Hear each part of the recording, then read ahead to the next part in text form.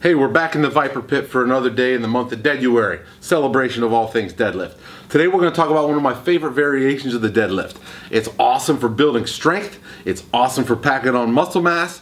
The downside, it's freaking brutal. Hard to do, no fun sometimes. It's the 3-position eccentric pause deadlift. Getting a little crazy now.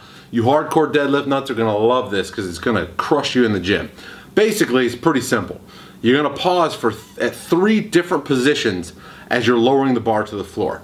Science shows us that you're strongest in the eccentric portion of the lift, and that's also the part of the lift that causes the most muscle damage, the muscle damage that benefits muscle growth. So we're just going to spend a lot of time there. So there's a couple ways to implement it into your program. First is you could do it on every single rep.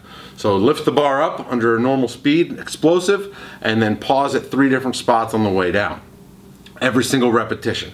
The other way that I like to do it is do my reps at a normal speed. So maybe just lowering the bar under control for 2 seconds, ripping it up hard, and then on the last rep, once I've pulled it up, then doing 3 pauses on the eccentric before I return it to the floor. Both of those ways are going to crush you. It's going to add a lot of value to your deadlift workouts.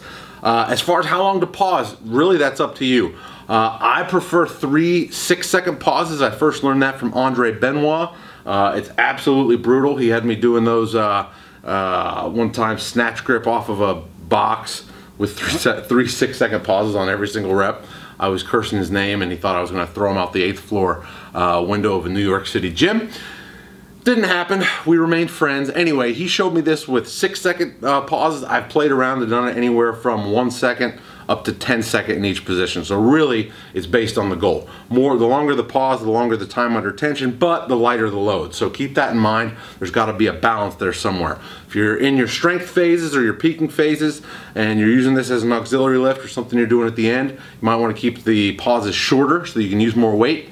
In your hypertrophy phases, your strength endurance phases, or if you're building a base or relearning your technique, keep the pauses longer. I'm going to show you what this looks like in practicality here. Let's go jump right in. So for the practical application of eccentric 3-position pause deadlifts, it's simple, but it ain't easy. So I'm going to show you what this looks like. Whatever stance you use, whatever grip you use, get in position, put the barbell up, and first pause at mid-thigh.